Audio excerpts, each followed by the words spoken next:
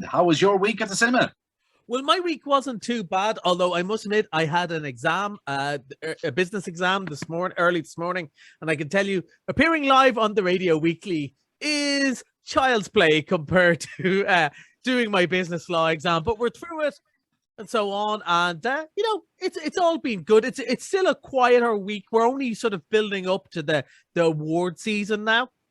So we've got another big blockbuster. Like last week, we had the 355, an action thriller. This week, we've got a horror movie. And then next week, we're getting into definitely awards contenders. We've got Belfast. We've got Nightmare Alley. So we're kind of getting into that time of year. You've got a good indicator on the Golden Globes during the week. Yeah, but one of the big surprises was that Kristen Stewart wasn't nominated. That everyone was a bit shocked about that one, because we were talking about her last week, and this week we'll be talking about one of the favorites for Best Actor when we talk about Mr. Monday. So it's an interesting week, but kind of, again, Belfast did well on screenplay. We'd hope maybe director and a bit more later. But sure, we'll talk about that next week with Shane. I think it's Shane next week, isn't it? Shane's next week. I'm officially missing. Okay. Yeah, right. We'll say no more about that. Spider-Man is making his way back. Yeah, well, Spider-Man, needless to say, hasn't gone anywhere. To quote other people from Belfast. But one of the things was, you would know that on a monthly basis, the first Saturday of every month, we always show a sensory-friendly screening. But they tend to be, for younger kids. They tend to be the younger movies. But where there's other people with are on the autism spectrum or have problems with, big noises or lights in the cinema, who want to see other movies. And Spider-Man is such a big, big movie. We did the same with James Bond. So we're doing a special sensory-friendly screening on Saturday morning. So the lights would be a bit higher, than the volume a bit lower, because we want everyone to enjoy it. As you know, I say it every week, but I really believe it. I think cinema is magic, and the more people who can come enjoy it, the better. Okay. But cinema is for everybody. That's the point, yeah. Absolutely. Right. Big movie this week. Yeah. Right. And now we mentioned a movie that I know won't be for everyone, because I know you yourself would go, yeah, I don't think so. So wouldn't be my cup of tea now. Well, I'll try and persuade you, but I'm more trying to persuade some of the other people listening. Now, when Scream first came out, the very first one, everyone went, oh no, it's another slasher movie. And it was so clever, and it really understood the movie-going experience in a whole way that it changed the face of movies for a while. But that was 25 years ago. As a matter of fact, it was 25 years and 25 days ago. And 25 days to the day tomorrow when it comes out, that the last one coming out. So they're coming back again. It's the fifth movie, but it's just called Scream. Do they have anything new to offer? Well, I suppose we'll find out with the clip.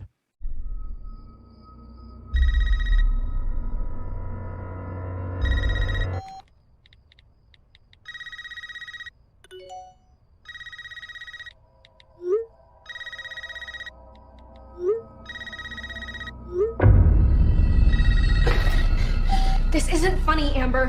Would you like to play a game, Tara?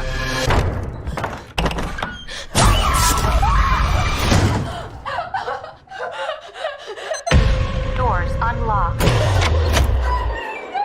All doors locked. Doors unlocked.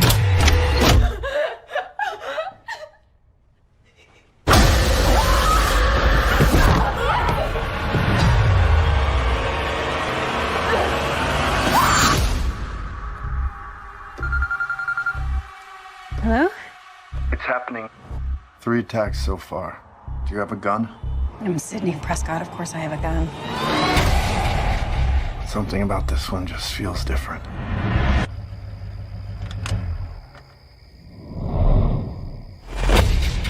Samantha? I know who you are.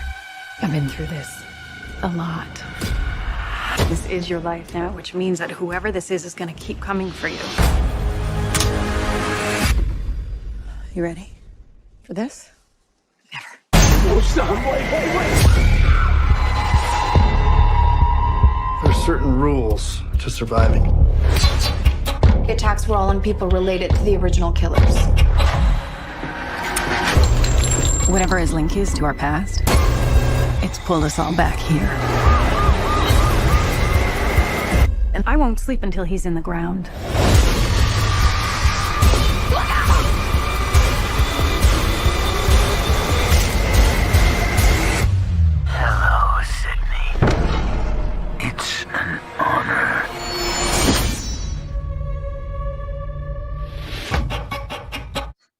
still's got those comedy things going on in it, though, hasn't it? Yeah, and I very much, even though it's quite gory and so on, the Scream movies have always been more of a comedy.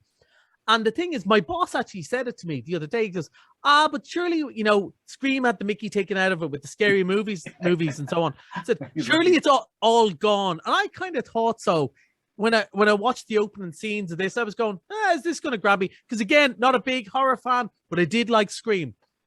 Totally sucked me in again because they understand the rules. This is made by people who love movies, love horror movies, but love movies in general. And one of the things, I was reading the trivia about it, and Wes Craven, who's a famous horror guru who made the first 4 movies, he passed away in 2015. And the people who made it, one of the actors in it wrote his college thesis on Scream. These people who really love it. And the whole idea of the first Scream was they understand the rules. They understand horror movies that got boring. The same people die.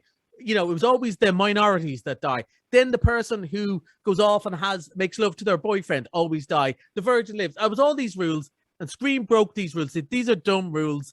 Let's change them around. And this movie now understands that.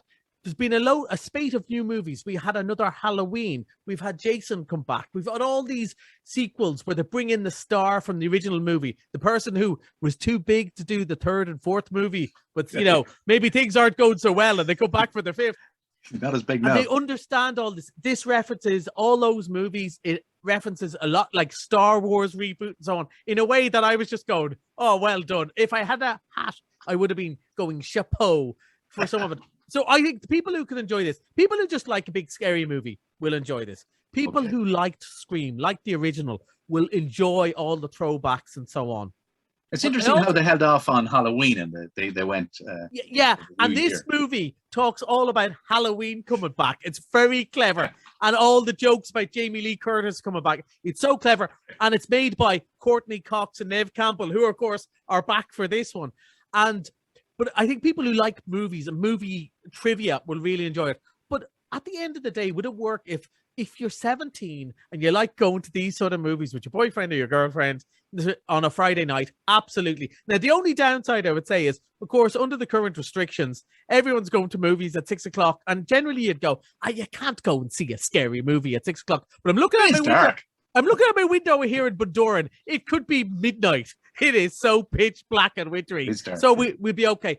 I enjoyed this way more than I thought I would. I don't really like gory stuff, but even the gory stuff is very tongue-in-cheek, or, knives and cheeks. But it's funny, it's clever, and it knows what it's doing, and it's like miles above your normal slasher movie. And even the fact it keeps on saying, but horror movies are clever now. You can't do these stupid movies while doing this stupid movie. It's so clever. So I think people who were worried going, will I be disappointed? I really liked Scream when I saw it on video when I was 14 and pretended to be 16 to get the video out of Extravision. Will I enjoy it? Yes, you will. You will have a really good time.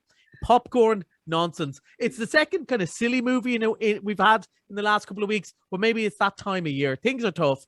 It's that sort of fun stuff. So I enjoyed it. Okay, King Richard is back as well. And part of the double bill of big Oscar movies that came out at the same time when I was sick that I didn't see. Spencer last week and I was going to say COVID. King Richard this week. So it is, of course, based on the true story, true life of Richard Williams, the father of Serena and Venus Williams, who's a very determined man. Like a lot of tennis fathers, tennis people being in the news at the moment. He was very determined, and they both did great things for them, and also a lot of pressure. And, one of the interesting things about this movie, from all the reviews I read, rather than go, this guy was a demon, or this guy was a great man, like most humans, he was both. He's both and neither. He had flaws, but he meant well, but, took things too far. But look what they achieved. Would they have achieved it without him?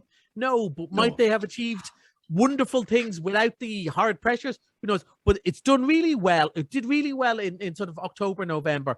And because of the Oscars, there's a big buzz about Will Smith, who really wants an Oscar. That man really wants an Oscar. And it's back as a missed it Monday. So that's only $4.50. So I'm definitely going to see it. I didn't see last Monday because I watched Man United instead. I should have watched Kirsten Stewart. I'm sorry about that. that I gave in and watched Man United. Well, but I'm pretty sure they're not playing this Monday. So I'm going to go. I can tell you, folks, King Richard is a film you need to see. This is. Oh, you've seen it? Yeah. It's one of the best films I've seen this year.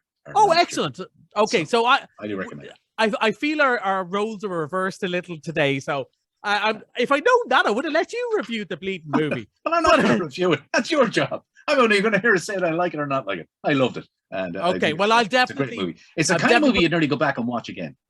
Well, I'm going to go and see it for the first time, then we'd see. Now, it's only shown on Monday, so you don't have that option. Although, I'll let everyone into a secret. I've got the keys to the cinema. I might go in and watch it again.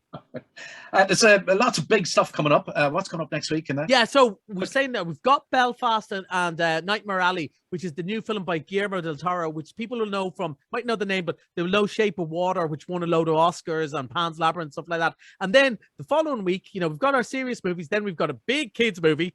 We've got Sing 2, which is going to be huge. There's so many big stars in it. The first one was really good. And like when I saw the trailer to the first one of animals in a talent show and X Factor, I went, yeah, when you're 5, you'll enjoy this. And I found myself pumping the air because they picked pretty good songs. Although, still haven't found what you look for. I think they could have picked a better U2 song. But like Bono's in it, so clearly he agrees. Yeah, we might maybe play that on the Play Irish Hour tonight. Yeah. Right, okay, Collie, thanks for that. Enjoy the movies. Won't be here next week, but my man Shane will be back in the hot seat, and you'll be reviewing the movies with Shane next Thursday. Have a good week at the movies, all right? Thank you very much, Amy. Bye to everyone.